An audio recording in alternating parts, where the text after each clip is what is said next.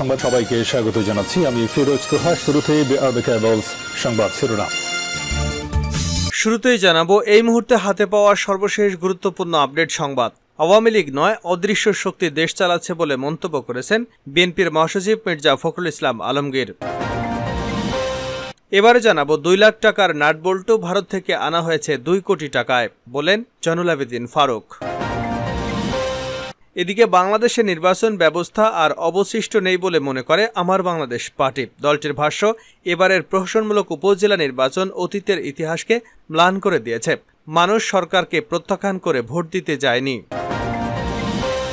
জানিয়ে দিব, আওয়ামী লীগ সরকারের অপসারণ করতে না পারলে দেশের জনগণকে বাঁচানো যাবে না বলে মন্তব্য করেছেন নাগরিক ঐক্যের সভাপতি মাহমুদুর রহমান মান্না। এবারে থাকছে ভারতের সঙ্গে অবিশ্বাসের দেওয়াল শেখ হাসিনা ভেঙে দিয়েছেন বলে মন্তব্য করেছেন আওয়ামী লীগের সাধারণ সম্পাদক ওবায়দুল কাদের। তিনি বলেন, 21 বছর ভারতের সঙ্গে শত্রুতা করে আমাদের লাভ হয়নি। বিএনপি শত্রুতা করে সংশয়, অবিশ্বাস সৃষ্টি করেছিল, সে কারণে সম্পর্কের উন্নতি হয়নি। শেখ হাসিনা এসে সেই সংশয়, অবিশ্বাসের দেওয়াল ভেঙে চুরমার করে দিয়েছেন। এবং সর্বশেষ জানাবো আন্তর্জাতিক সংবাদ। জাতিসংঘে ফিলিস্তিনের বিপক্ষে আর্জেন্টিনা সহ 9 দেশের ভোট। জাতিসংঘের সাধারণ পরিষদে ফিলিস্তিনের পূর্ণ সদস্য পদের প্রস্তাব ব্যাপক সমর্থন নিয়ে পাশ হয়েছে। 143টি দেশ প্রস্তাবটির পক্ষে ভোট দিয়েছে। আর্জেন্টিনা সহ 9টি দেশ বিপক্ষে ভোট প্রদান করেছে। 25টি দেশ ভোট দেওয়া থেকে বিরত ছিল। এতক্ষণ শিরোনাম শুনছিলেন, এবার বিস্তারিত। প্রিয় দর্শক, আপনি যদি এই চ্যানেলে নতুন হয়ে থাকেন, ভিডিওটি দেখতে দেখতে চ্যানেলটি সাবস্ক্রাইব করে আমাদের সঙ্গে থাকুন। আর এই ভিডিও সম্পর্কে আপনি আপনার মূল্যবান মতামতটি কমেন্ট বক্সে জানিয়ে দিন। আর হ্যাঁ প্রিয় দর্শক, জানিয়ে দিন ভিডিওটি কোথা থেকে দেখছেন। এক অদৃশ্য শক্তি দেশ চালাচ্ছে মির্জা ফখরুল। আওয়ামী লীগ নয়, অদৃশ্য শক্তি দেশ চালাচ্ছে বলে মন্তব্য করেছেন বিএনপির মহাসচিব মির্জা ফখরুল ইসলাম আলমগীর। তিনি বলেন, আওয়ামী লীগ দাবি করে তারা দেশ চালাচ্ছে, আসলে তারা কি দেশ চালাচ্ছে? তারা দেশ চালায় না, এক অদৃশ্য শক্তি দেশ চালাচ্ছে। এবং যাদের নির্দেশে আজ সারা বাংলাদেশের মানুষের ভোটাধিকারগুলো কেড়ে নেওয়া হয়েছে। শনিবার বিকেলে রাজধানী নয়াপল্টনে জাতীয়তাবাদী যুবদলের এক বিক্ষোভ সমাবেশে বক্তব্য দেন মির্জা ফখরুল ইসলাম আলমগীর। বিএনপি চেয়ারপারসন খালেদা জিয়ার মুক্তি, তারেক রহমানের নামে করা মিথ্যা মামলা প্রত্যাহার এবং যুবদল সভাপতি সুলতান সালাউদ্দিন সহ সকল কারাবন্দী নেতাদের মুক্তির দাবিতে এ বিক্ষোভ সমাবেশ হয়। বিদেশে যাওয়ার সময় বিমানবন্দরে হয়রানির অভিযোগ করে বিএনপির মহাসচিব বলেন, নিজ দেশ থেকে আমরা আজ পরবাসী হয়ে গেছি। চিকিৎসার জন্য বিদেশে যেতে আদালত থেকে অনুমতি নিয়ে যখন আমরা এয়ারপোর্টে যাই, সেখানে ঘন্টার পর ঘন্টা আটকে রাখা হয় বিভিন্ন কারণ এবং সহজে ছাড় দেওয়া হয় না।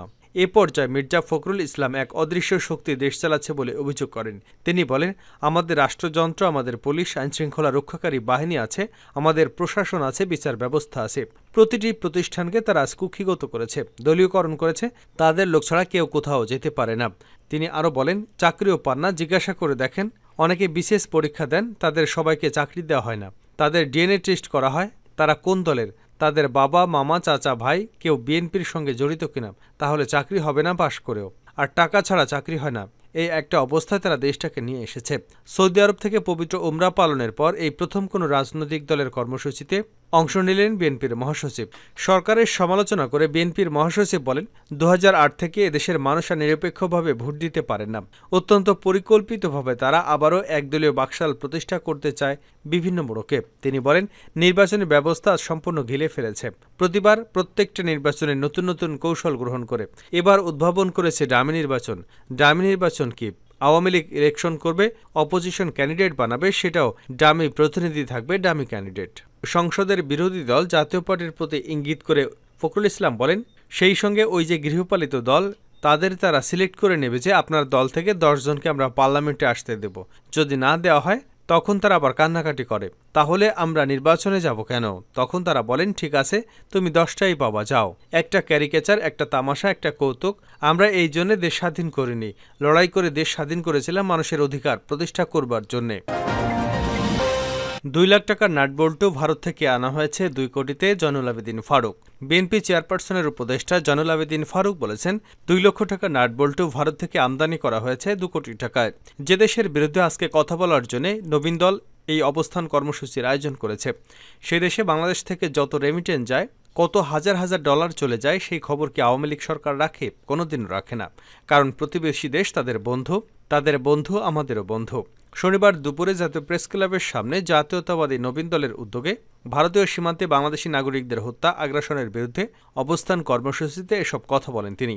ফারুক বলেন, যে বন্ধু লুট করে নিয়ে যাবে, যে বন্ধু বাংলাদেশকে শূন্যের কোঠায় পাঠিয়ে দেবে, যে বন্ধু ফেলানীকে হত্যা করে কাঁটার তারে ঝুলিয়ে রাখবে, যে বন্ধু আমাদের ন্যায্য পানির হিস্সা দেবে না, যে বন্ধু আমাদের গণতন্ত্র প্রতিষ্ঠার আন্দোলনে একটি দলকে সহযোগিতা করবে, যে বন্ধু একটি অবৈধ সরকারকে সহযোগিতা করবে, সেই বন্ধু দেশ কখনো আমাদের বন্ধু হতে পারে না।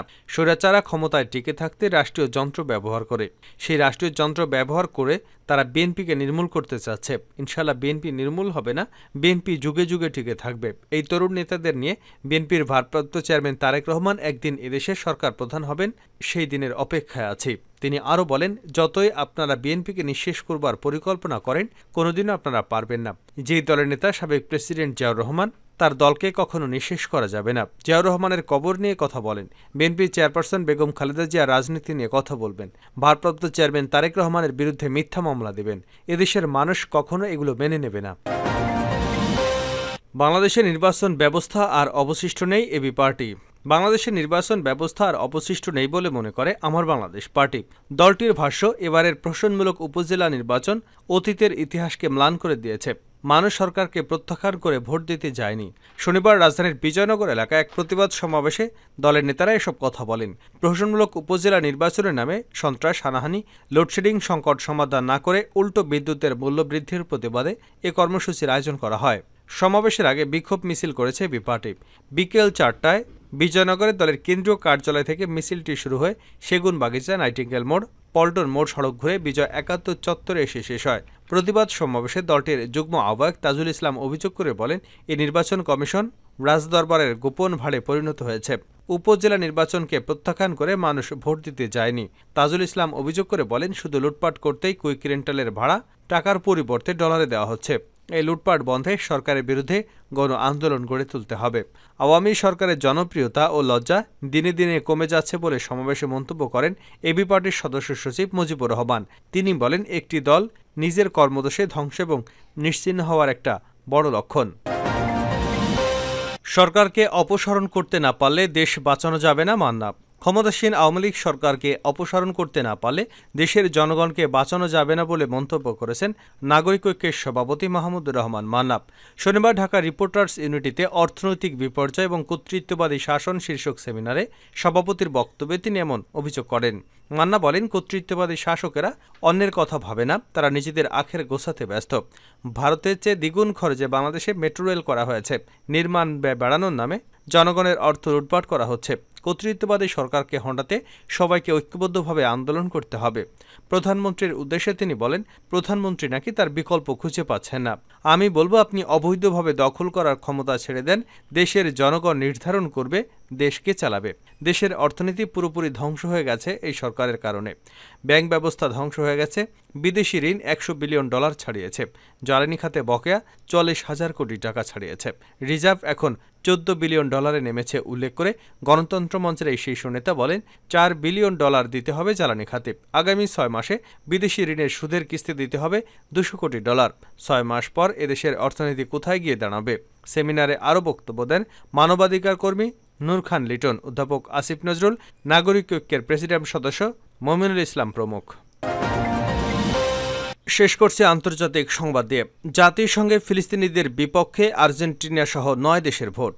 জাতিসংঘের সাধারণ পরিষদে ফিলিস্তিনের পূর্ণ সদস্য পদের প্রস্তাব ব্যাপক সমর্থন পেয়ে পাশ হয়েছে।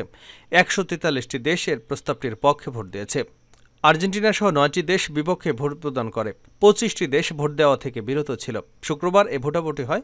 জাতিসংঘের এই প্রস্তাব ফিলিস্তিনকে বিশ্ব স্বাস্থ্য সংস্থাটির বাড়তি কিছু অধিকার দেবে। দেশটি বর্তমানে জাতিসংঘের পর্যবেক্ষক সদস্য হিসেবে রয়েছে।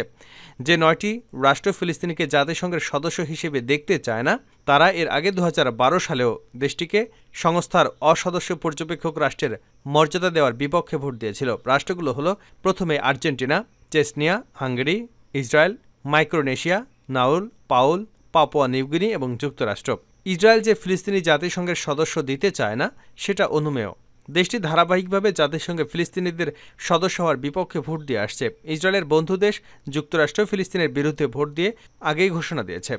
শুক্রবার ভোটের আগে যুক্তরাষ্ট্র ঘোষণা করেছিল তাদের প্রতিনিধি সাধারণ পরিষদের প্রস্তাবের ফিলিস্তিনিদের বিরুদ্ধে ভোট দেবে। ভোটের আগে জাতিসংঘের মার্কিন মিশনের মুখপাত্র নেড প্রাভন্স বলেছিলেন, ফিলিস্তিনের সদস্য পদের প্রস্তাবে ওয়াশিংটন না ভোট দেবে, অন্যান্য দেশগুলোকেও এই সিদ্ধান্ত নিতে উৎসাহিত করবে।